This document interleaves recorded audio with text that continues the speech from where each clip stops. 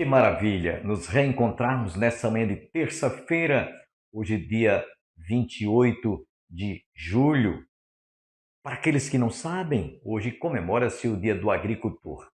E aqui eu quero dirigir uma palavra de reconhecimento àqueles que trabalham no campo. O agricultor que lavra a terra antes de chegar o inverno, antes de chegar as chuvas, eles preparam já o terreno para semear o alimento que nós consumimos em nossas mesas. São os que mais trabalham, são os que madrugam muitas vezes para cultivar a terra e são os menos reconhecidos por aqueles que se atravessam, os chamados atravessadores, que ganham em cima do suor, do rosto do trabalhador, do homem do campo.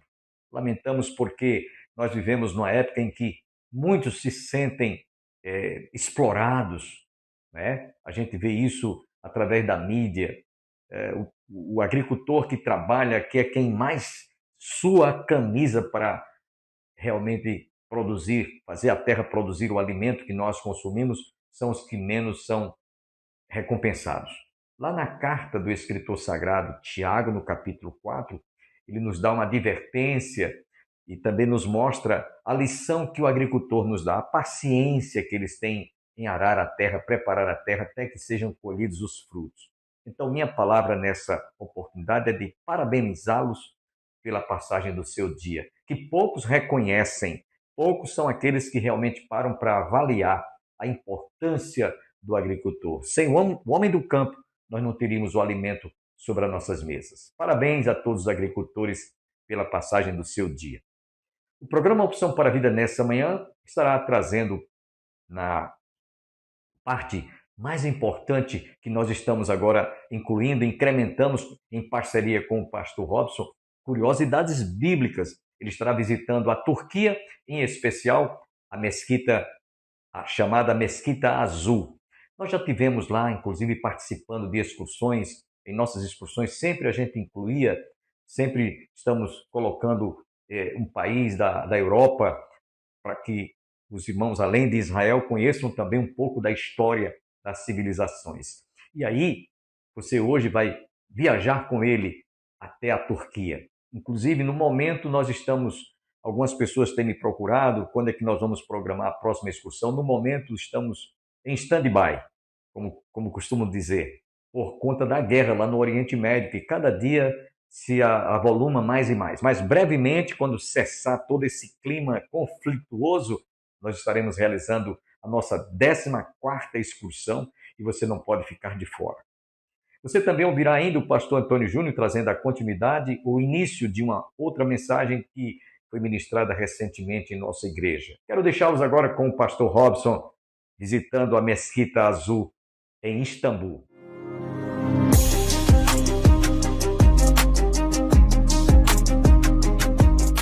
Olá, nós estamos em Istambul, na Turquia, mais especificamente na mesquita conhecida como a Mesquita do Sultão Ahmed Cami, conhecida pelos turistas como Mesquita Azul.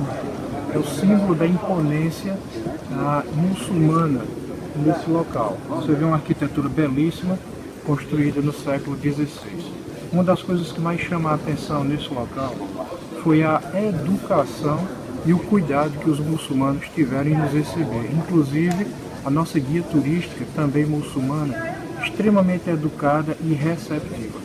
Então aqui fica uma lição para nós cristãos, como nós devemos ser também educados e receptivos com as pessoas que nos procuram. Nós devemos estar prontos, preparados para saber explicar a razão da esperança que há em nós. Nós acreditamos que o mundo muçulmano hoje representa um dos principais perigos e inimigos para o cristianismo mundial, especialmente para o cristianismo bíblico. Por isso, nós precisamos saber não só explicar a razão da esperança que há em nós, mas fazer isso com santo temor, cuidando do nosso coração para apresentar a fé bíblica, para apresentar Jesus Cristo não apenas como profeta, mas como o Senhor Criador de todas as coisas, o Deus que se fez carne e habitou entre nós, para que essa salvação trazida unicamente pela pessoa de Jesus Cristo possa ser apresentada também às pessoas que professam essa fé, essa religião muçulmana, criada pelo profeta, dito profeta, Maomé, no ano 622 da era cristã. Então você pode dar uma olhada agora na mesquita, na sua estrutura, toda cheia de símbolos, muito bem ornamentada, muito bem preparada.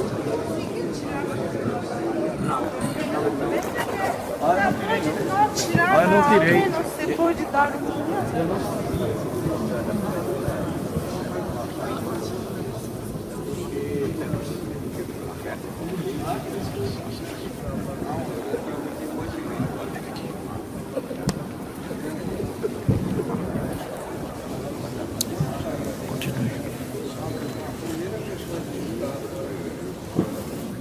O islamismo não foi fruto do resultado da ação ou da criação ou da formação religiosa de Ismael, filho de Abraão, com a sua serva Agar.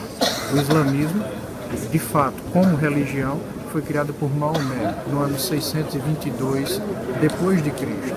O fato é que nem todo árabe é muçulmano e nem todo muçulmano é árabe. Quando nós tratamos da questão étnica, nós estamos nos referindo a Ismael, filho de Abraão. Quando nós nos referimos à questão religiosa, estamos tratando de Maomé. Maomé foi um árabe que foi expulso de Meca e se refugiou em Medina e viveu uma boa parte da sua vida sendo mantido, sustentado por uma viúva rica chamada Khadija, e lá ele recebeu toda a condição financeira para montar um exército pessoal particular e depois retornar até Meca. Quando invadiu Meca com um exército de 10 mil homens, todos armados, e ali impôs o islamismo como religião. Portanto, Meca passa a ser o coração da religião muçulmana no mundo. Maomé fez isso por mais ou menos no ano 622 da era cristã, dando origem assim ao Islã. A palavra Islã significa submissão, é aquele que impõe pela força a sua religião. Curiosamente, nós temos hoje o reflorescimento de uma intelectualidade, principalmente na ala sunita dos muçulmanos, que representa hoje um grande perigo. Se durante toda a história do islamismo eles impuseram a implantação do islamismo pela força e pela guerra, o que acontece ainda hoje, nós temos vários grupos terroristas ao redor do mundo. Hoje, especialmente no Ocidente, o islamismo tem sido trazido por meio de estratégias intelectuais. E isso tem sido feito especialmente por grupos como os sunitas. Então nós temos então o ressurgimento de vários intelectuais que têm influenciado a sociedade, especialmente aqui no Ocidente, a começar pela Europa. E a partir daqui, promovendo uma nova onda de expansão de islamismo no mundo. Então é mais uma razão para nós orarmos, para nós clamarmos a Deus, para nós nos prepararmos espiritualmente e nos prepararmos também intelectualmente por meio do estudo teológico, por meio do estudo bíblico, para que possamos não só saber responder à razão da esperança que há em nós, mas que saibamos também apresentar de forma coerente, de forma sadia, de forma lógica, de forma correta a nossa fé cristã para as pessoas que professam a fé muçulmana. Que Deus te abençoe e que Deus te leve à oração e à evangelização desse povo. Muitos enganados por essa religião e outros tentando influenciar, distorcer o cristianismo e invadir o Ocidente. Hoje é um dos maiores perigos e ameaças para a fé cristã. Que Deus te abençoe em nome de Jesus.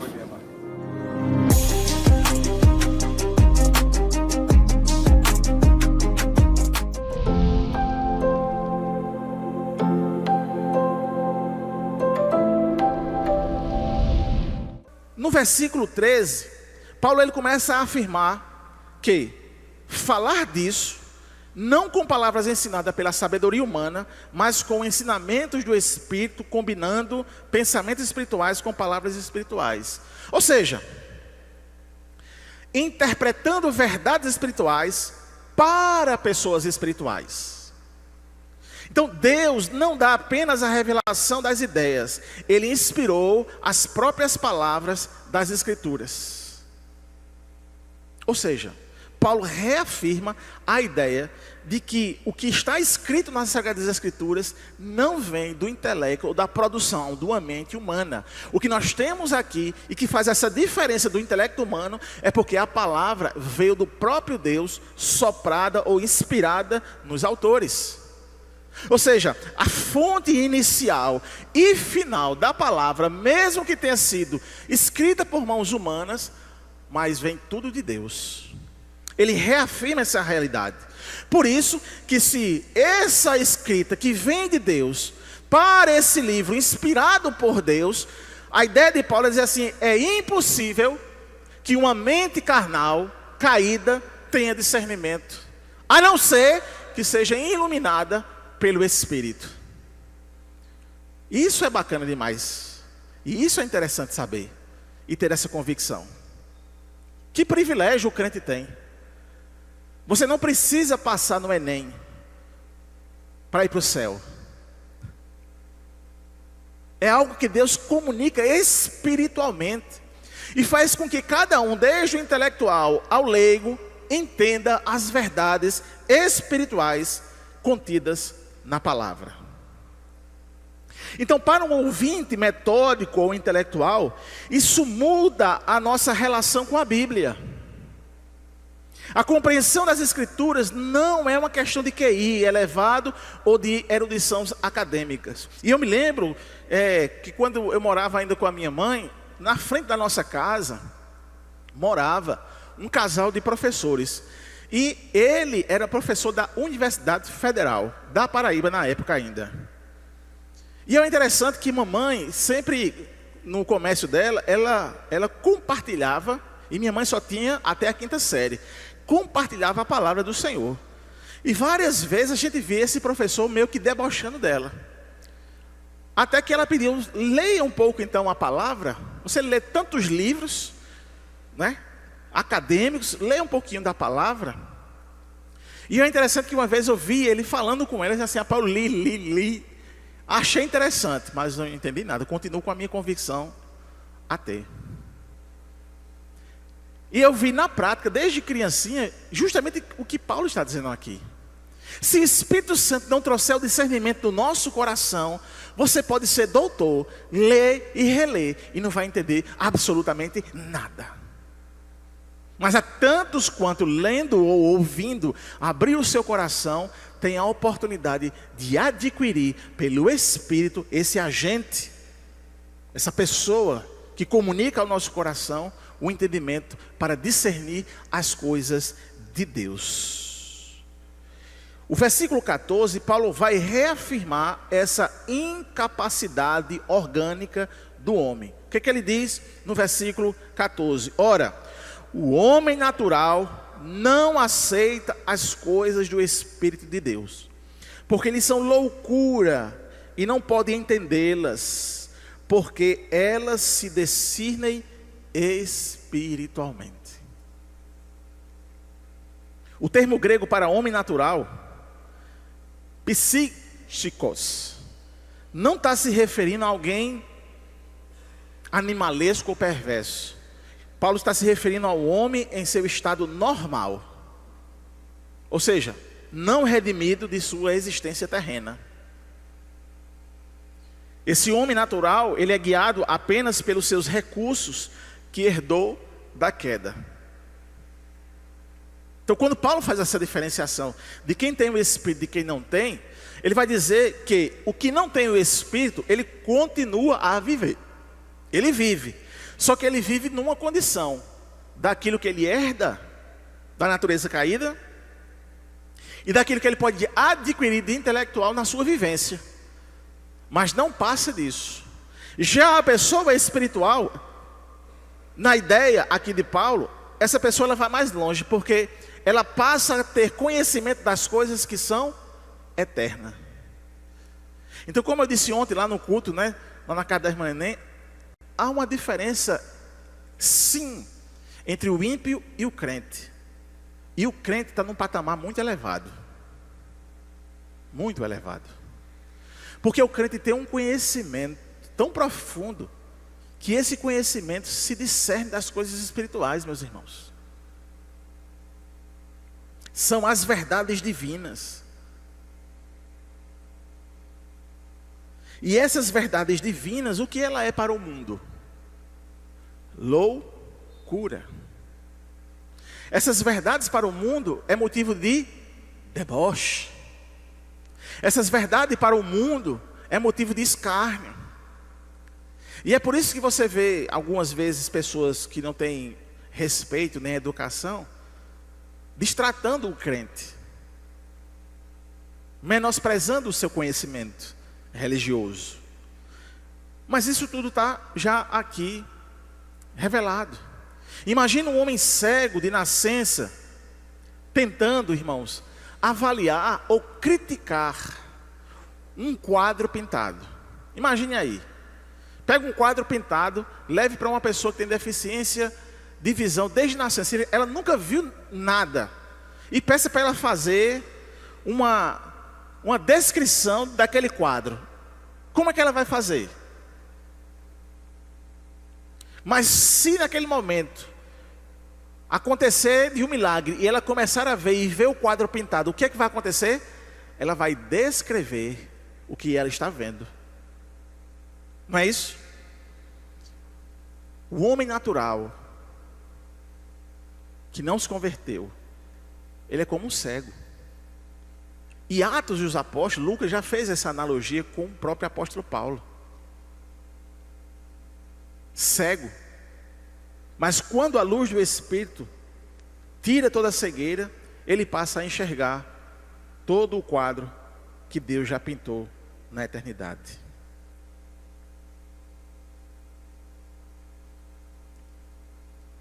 Isso explica porque o mundo pós-moderno e secularizado zomba dos nossos compromissos morais e da nossa fé. Não fiquem surpresos, meus irmãos, ou irritados com o risco de ter os cínicos rindo de você.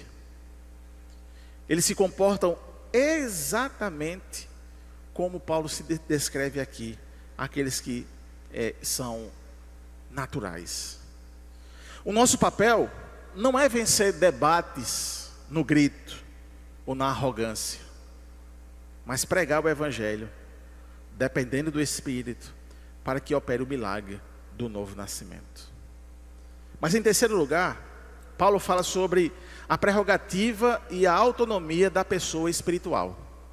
Veja, a prerrogativa e a autonomia da pessoa espiritual. Versículo de número 15.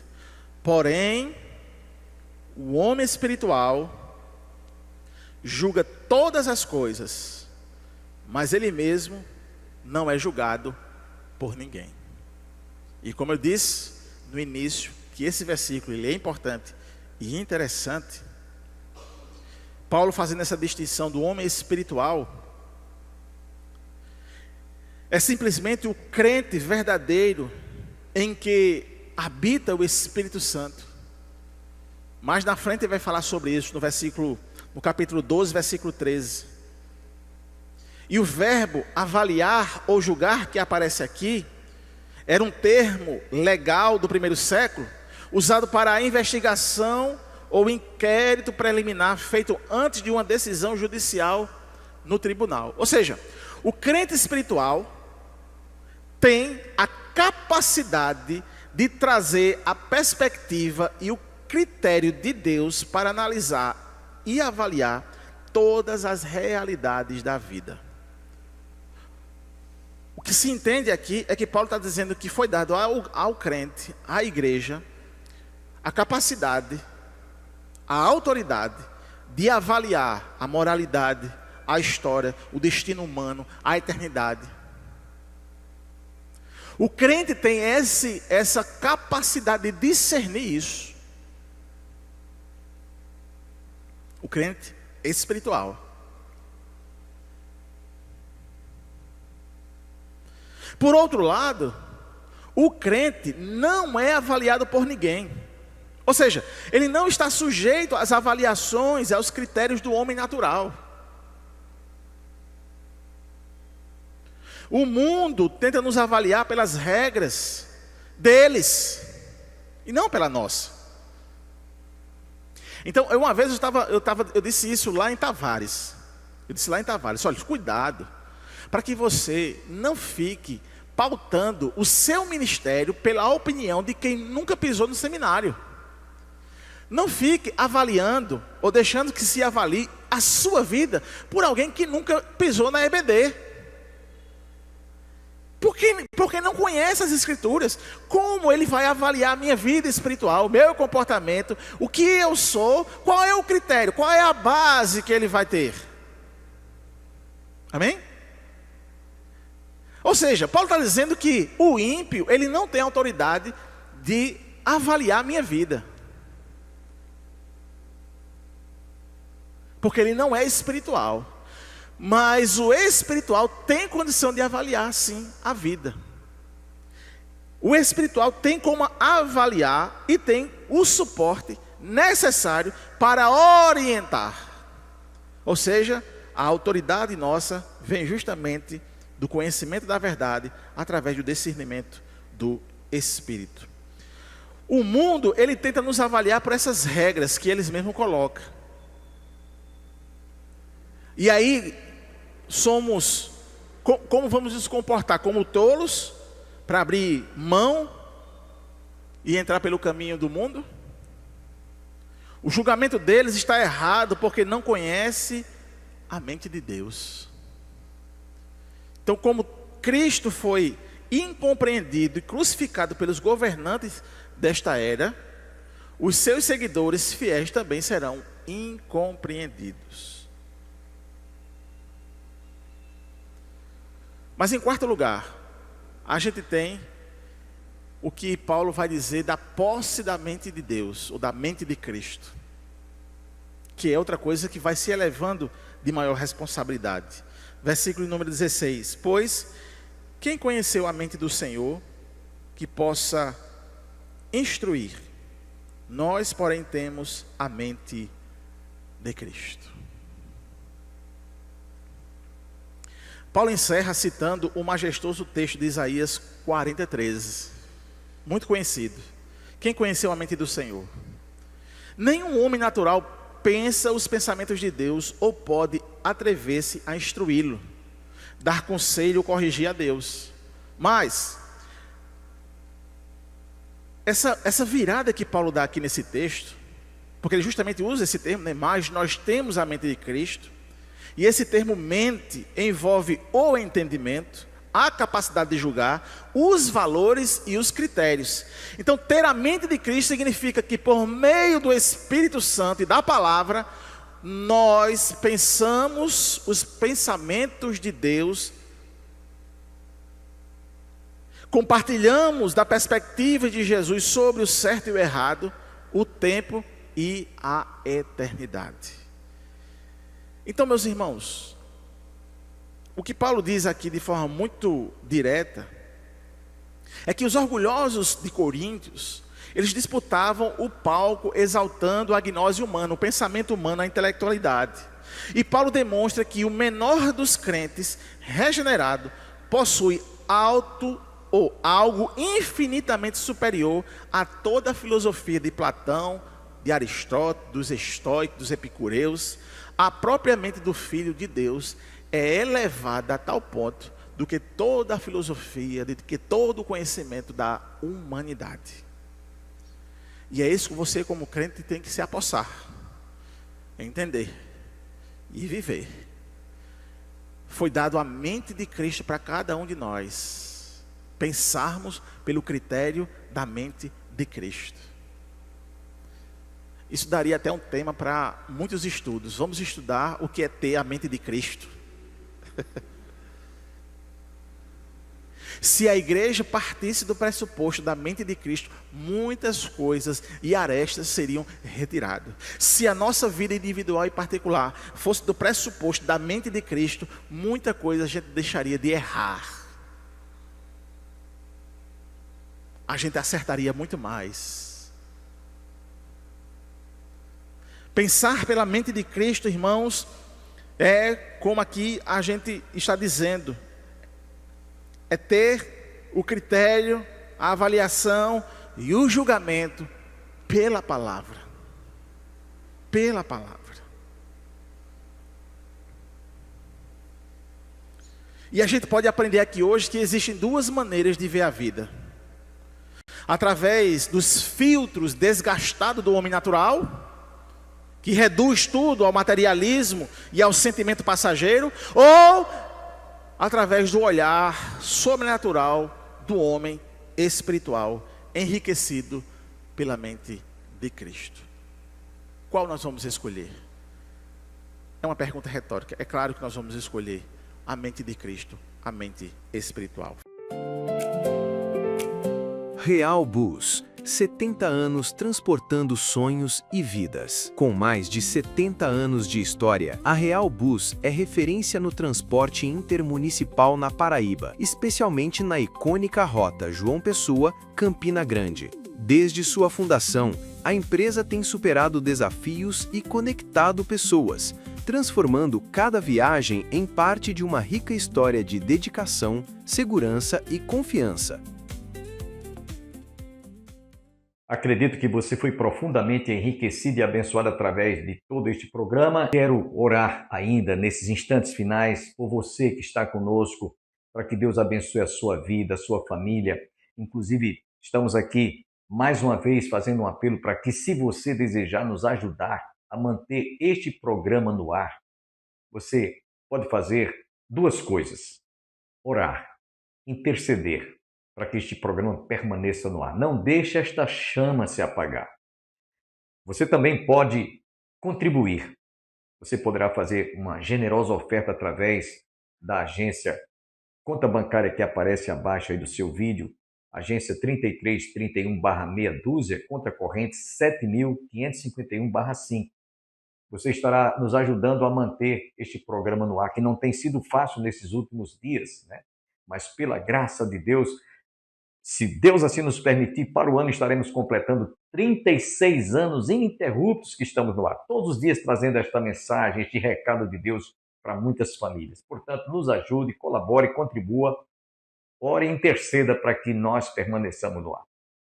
Nós vamos, portanto, nesse instante orar, para que Deus abençoe a sua vida, a sua família e o seu coração. Pai, obrigado por este momento, quando nós estamos encerrando mais um programa nessa manhã de terça-feira. Espero que o Teu Espírito Santo trabalhe e amplie tudo que recebemos nessa manhã em cada família, em cada coração. Obrigado por este momento. Pedimos-te que o Senhor abençoe a nossa vida, abrindo portas, abrindo caminhos, iluminando os nossos caminhos nas decisões que venhamos a tomar durante este dia. Essa é a oração que nós te fazemos em nome de Jesus. Amém e amém. Desejo a você um dia abençoado e espero que você fique com Deus e até o nosso próximo programa, se Deus quiser.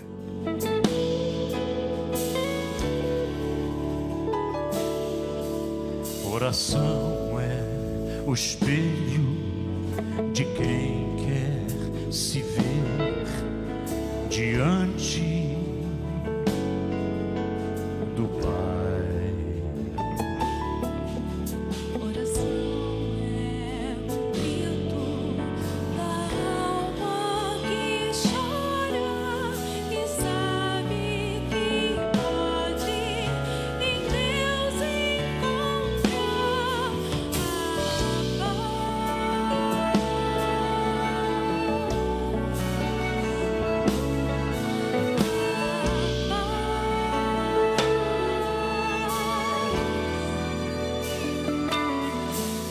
Oração é o caminho de quem quer dizer verdades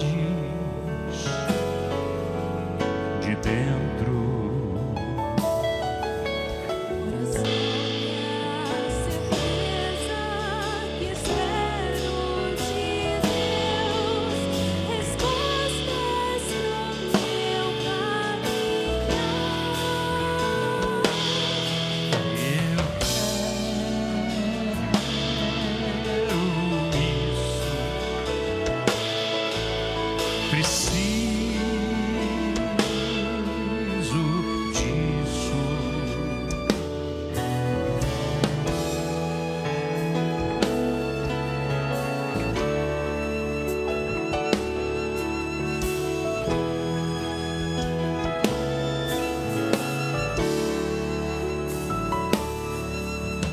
Oração é o refúgio onde posso esconder gemidos